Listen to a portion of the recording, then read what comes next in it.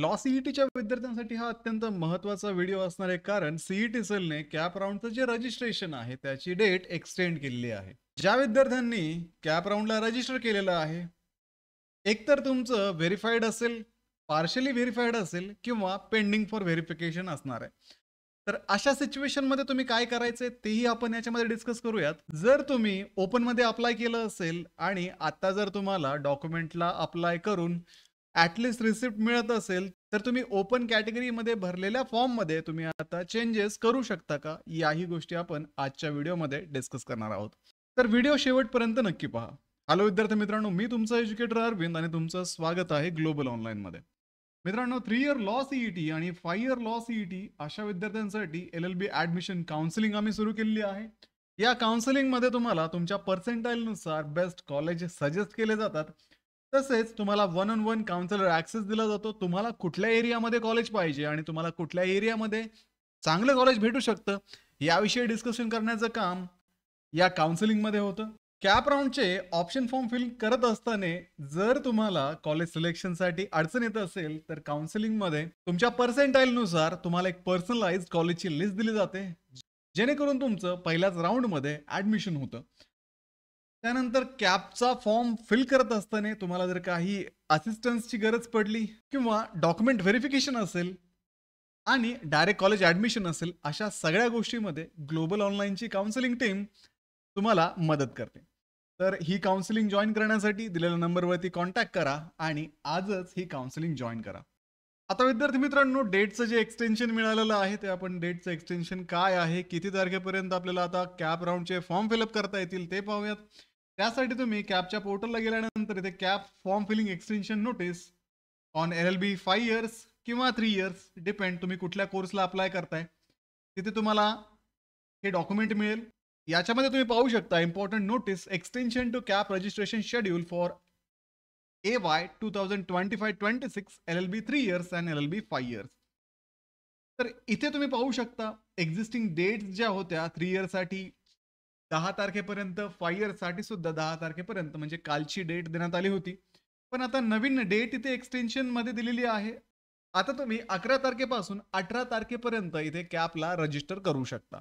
आता ज्या विद्यार्थ्यांचे डॉक्युमेंट्स अभावी रजिस्ट्रेशन राहिले होते, त्या विद्यार्थ्यांनी आपल्या डॉक्युमेंट्स काढून रजिस्ट्रेशन करून घ्यायला काही हरकत नाही. तसेच विद्यार्थी मित्रांनो, 18 तारखेपासून पुढे 22 तारखेपर्यंत ई स्क्रुटनी चालणार आहे. डॉक्युमेंटचं जे व्हेरिफिकेशन आहे ते तुमचं 22 जुलैपर्यंत होऊन जाईल. आणि त्यानंतर पुढच्या गोष्टी या कॅप राऊंडमध्ये तुम्ही एक्सपेक्ट करू शकता. आता या सिच्युएशनला तुमची काय कंडिशन आहे, त्यानुसार तुम्ही काय करायला पाहिजे, ही गोष्ट आपण डिस्कस करणार आहोत.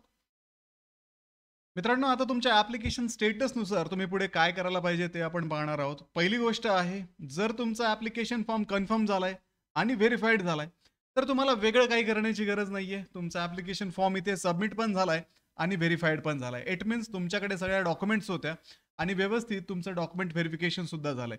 तर आता तुम्ही काय करायला पाहिजे, या सिच्युएशनमध्ये तुम्ही तुमच्या पर्सेंटाईलनुसार तुमच्या कॉलेजची एक लिस्ट काढायला पाहिजे.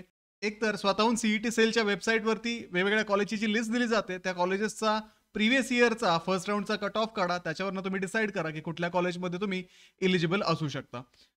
किंवा सरळ सरळ दिलेल्या नंबरवरती कॉन्टॅक्ट करा आणि काउन्सिलिंग जॉईन करून बाकीचं टेन्शन विसरून जा. त्यानंतर पुढच्या कॅटेगरीमध्ये विद्यार्थी येतात, ज्यांचं ॲप्लिकेशन फॉर्म कन्फर्म झालंय आणि डॉक्युमेंट व्हेरिफिकेशन हे पार्शली व्हेरिफाईड आहे.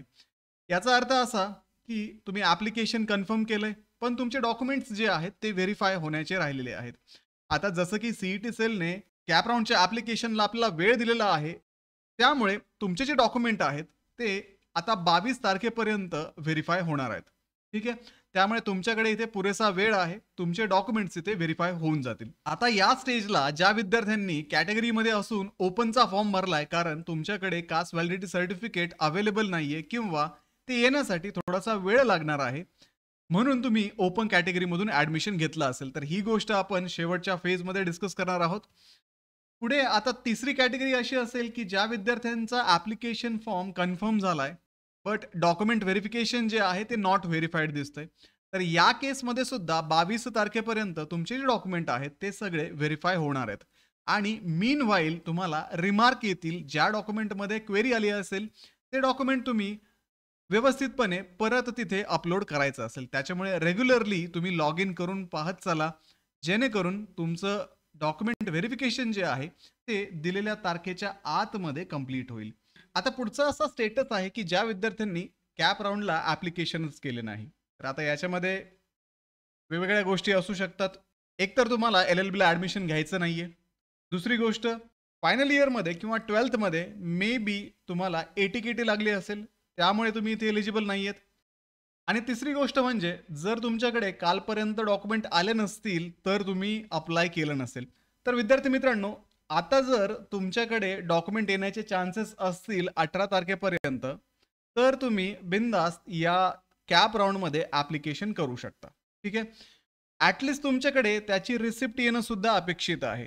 जर रिसिप्ट आली तरीही तुम्ही कॅप राउंडला अप्लाय करू शकता. आता ज्यांची कास्ट व्हॅलिडिटी काढायची राहिलेली आहे, अशा विद्यार्थ्यांनी आज ॲप्लिकेशन द्यायला सुरुवात जरी केली, तर 2-3 दिवसामध्ये तुमचे सगळे डॉक्युमेंट जमा करून सबमिट करणं जरी झालं, तरी पुढच्या 1-2 दिवसामध्ये तुम्हाला कास्ट व्हॅलिडिटीची रिसिप्ट मिळून जाईल आणि त्या रिसिप्टनुसार सुद्धा तुम्ही अप्लाय करू शकता.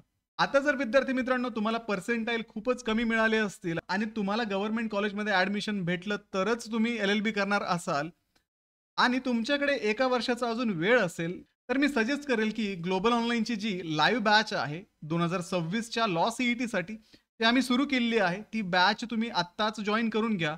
म्हणजे येणारे 7 ते 8 महिने तुम्हाला या CETचं प्रिपरेशन करता येईल आणि अत्यंत चांगले मार्क्स या CETमध्ये मिळवता येतील आणि गव्हर्नमेंट कॉलेजला ॲडमिशन घेणं तुम्हाला 2026मध्ये पॉसिबल होईल. ठीक आहे. आता नेक्स्ट जो स्टेटस असणार आहे, तुमचं ॲप्लिकेशन कन्फर्म झालंय, तुमच्या डॉक्युमेंट्स व्हेरिफाय झाल्यात, पण तुमच्याकडे व्हॅलिडिटी सर्टिफिकेट नव्हतं, म्हणून तुम्ही ओपन कॅटेगरीमध्ये अप्लाय केलं. आता विद्यार्थी मित्रांनो, जर तुम्ही व्हॅलिडिटी सर्टिफिकेट मिळवू शकलात, ॲटलिस्ट त्याची रिसिप्ट तुम्ही मिळवू शकलात, येणाऱ्या 18 तारखेपर्यंत तुम्हाला जर ही रिसिप्ट मिळाली, तर तुम्ही तुमचा फॉर्म एडिट करू शकता आणि एडिट करून तुमची कॅटेगरी सुद्धा इथे चेंज करू शकता. तोही चान्स तुम्हाला याच्यामध्ये आहे. त्याच्यामुळे जर पॉसिबल असेल तर नक्की तुमचं कास्ट व्हॅलिडिटी सर्टिफिकेट काढा आणि रिझर्वेशनमधून तुमच्या अप्लाय करा. ठीक आहे विद्यार्थी मित्रांनो.